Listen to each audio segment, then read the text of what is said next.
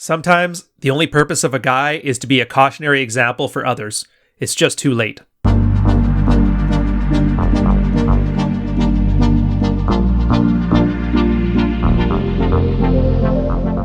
What is it we do in the Red Pill? We swap notes. Now, I'm sure people have heard all kinds of different stories about us, but I'm here to give you a glimpse inside the locker room. Here, we're going to discuss the field reports that happened a few years back. Brand new guys who are trying to learn the strategies that we talk about. Who am I? I used to be one of these brand new guys. I, like you, was pretty good at women and relationships, but I wasn't great at it. Hard times hit, things got tough, and it turns out there's nowhere for a man to go nowadays that actually wants him to succeed, to thrive, to get better at what he does and improve his lot in life. So, like most guys, I took it upon myself, found a bunch of guys in the same boat as me, and together we built a set of working strategies based on the experience of hundreds of thousands of men, just like us. Men swapping notes, iron sharpening iron. Welcome to the locker room.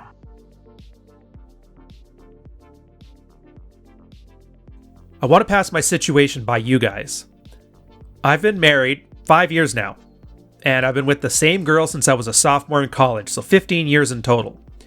We've broken up a few times in our relationship, and I had a few short-term relationships during those times. We got married, and soon my marriage was coasting and not exciting anymore. We went to counseling, and my heart wasn't in it. I felt doubt, even about getting married in the first place.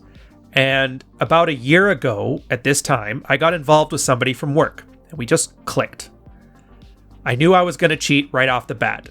We went on work trips together, and we had a blast.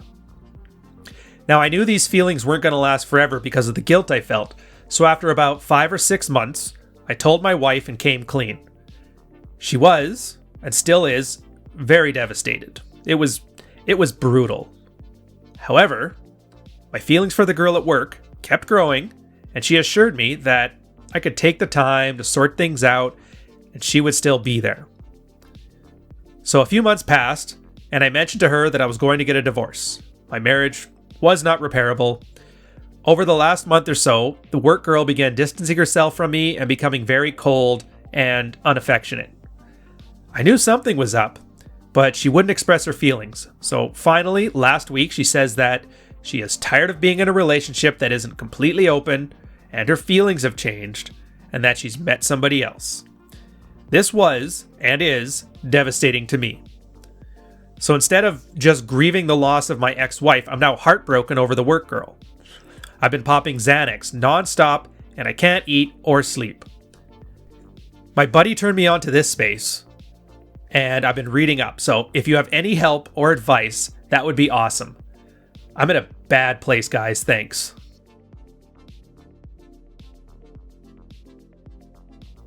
A couple of terms before we get started. Kicking the can down the road. This one is common, and instead of just giving you a bland description, I'll paint a scenario for you. It's common as all hell. When a guy is in a relationship, and it's a failing relationship, put aside whether it was things that she did, things that he did, that part doesn't matter. Just know that it's a failure and two people are there. The guy will automatically assume it's all because of her behavior, in which case it may be, but he doesn't actually take the time to reflect on his enabling behaviors, his unattractive behaviors, his lack of attractive behaviors, and he simply wants to replace this girl like a puzzle piece. And so they'll get divorced right away, not work on their map or any other strategy, get into a new relationship, and then find themselves 3 months later in the exact same boat that they started with. The girl in front of them, she was absolutely amazing and nothing like the ex-wife at first, all of a sudden becomes exactly the same. And that's because the behaviors that a guy used towards his relationship are the behaviors that a girl's receptive to and tends to change her behavior.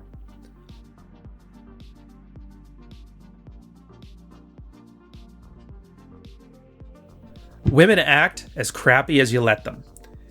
This one is a classic red-pilled concept. For the most part, girls, and you'll see an extreme example of people with borderline personality disorder, they generally take on the identity of the person they're with. If you bring it back to a healthy level, when a girl finds her hypergamous best option, she tends to adopt the behavior she does.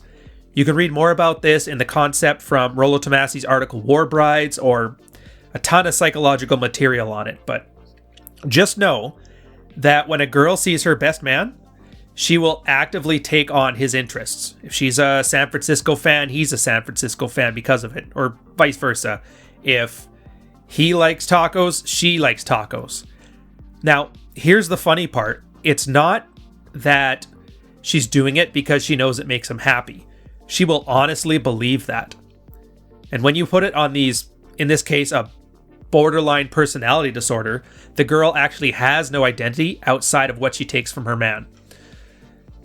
The part that it matters to this guy is that if you're generally unattractive and she still has you tied into that hypergamous instinct, which in this case, he's most likely an attractive man. He's probably very charming, but with his unattractive behaviors, she reflects on that and she ends up being a horrible woman to him. But it's kind of what he trained her for.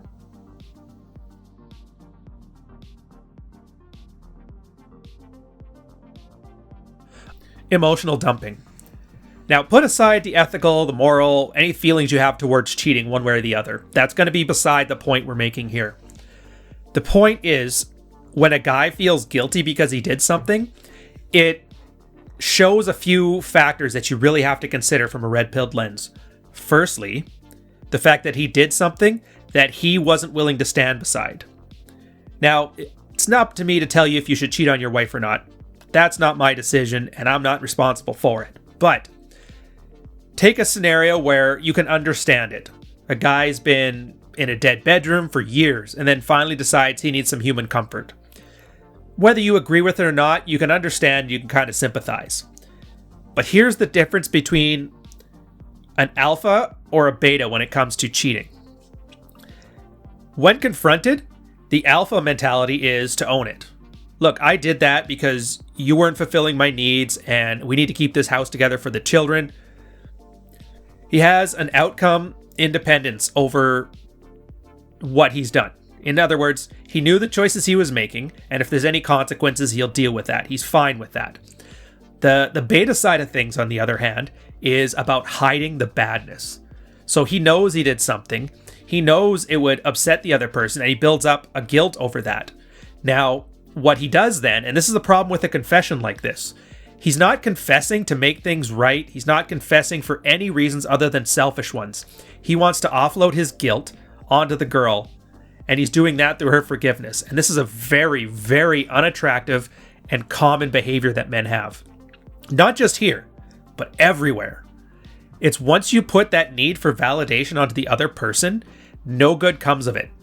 Girls, even if it's something good, even if it's something noble, even if it's something that the Oprah fans at The View will clap their hands and nod their heads over you admitting and saying you were wrong, the other person sees it as an admission of them being the ultimate authority in the relationship. This girl absolutely devastated, not because of anything except for him putting that onto her. And the worst part is he thinks he's doing her a favor, when all he's really doing is causing her harm twice now. Once because he decided she wasn't good enough, and the second time because he couldn't handle the guilt of making the own decisions for his life.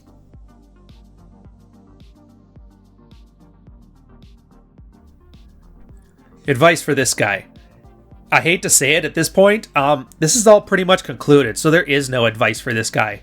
The best you can do is show him the parts where he screwed up, why he screwed up, and how we can avoid doing it in the future. Both these girls are gone, and he's not getting him back. Like, even if the wife were to take him back at this point, it's just delaying the inevitable. So the best thing he can do is just sit there, agree that he made these huge mistakes, and like when you have a rabid dog, do what you gotta do, and then promise yourself you're never gonna make those same mistakes again. So what's in it for you? This guy, it's a very fascinating field report, because if you can take the morality out of this, and this is the whole point of why a red-pilled lens is a very good one for this. Take the morality out of this situation, you can map this. You can map this to a ton of different scenarios in your own life.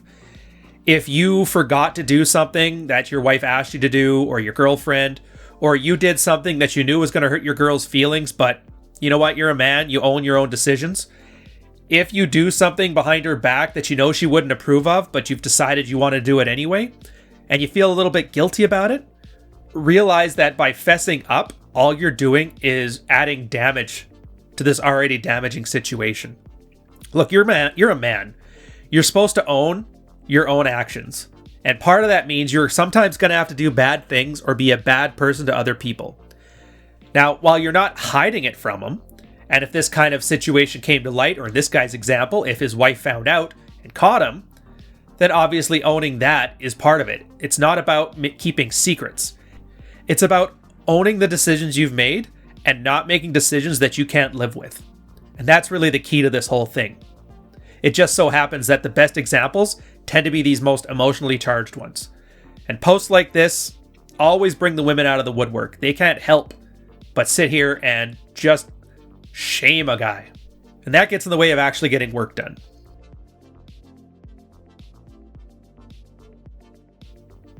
So an alternative scenario. There is so much we can use here as an alternative. I'll start at the beginning. The guy's been with the girl for 15 years and married for 5. I don't know why at that point he got married. After that first breakup, it should have been over. Once you break up with a girl, there was usually a reason, and you need to own that. Then, you've been together for 10 years. There's no reason to get married as a man anyway. There's no benefit for you. If she wants a ring, you can buy a ring. If she wants a party, you can buy a party. If she wants a kid, you can have a kid. But there is no legal benefit to you getting married, so I don't see the benefit in trying.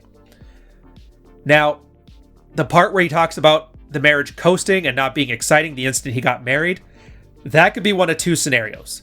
That could be a girl getting the ultimate comfort test passed, in other words, the ultimate commitment, and then just wallowing in mediocrity. It could be the guy himself, and he just was not ready to get down and settle down into a relationship, in which case he should have owned his decision and just not done it. But either way, there was 2 decision gates in here that the guy could have noticed. The first one, whether she was getting too comfortable and ended up losing her ability to retain the relationship quality, or that he was not ready or willing to have it and then should have just said no.